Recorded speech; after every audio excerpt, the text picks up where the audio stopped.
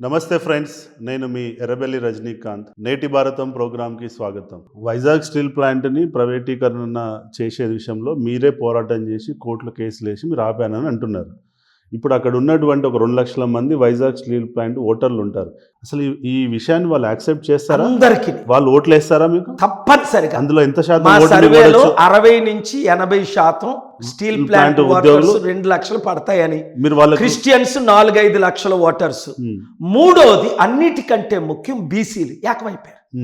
బీసీని ఎందుకు గెలిపించకూడదు?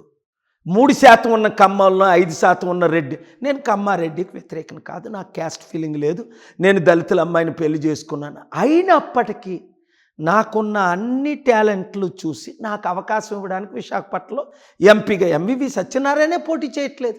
ఇప్పుడు president MP side అయిపోయాడు. అరే బాబు, కేఏ పాల్ని ఢీకోలేమని.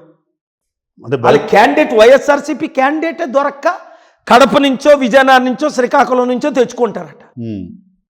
టీడీపీకి క్యాండిడేటే లేడు ఇప్పుడు కూడా.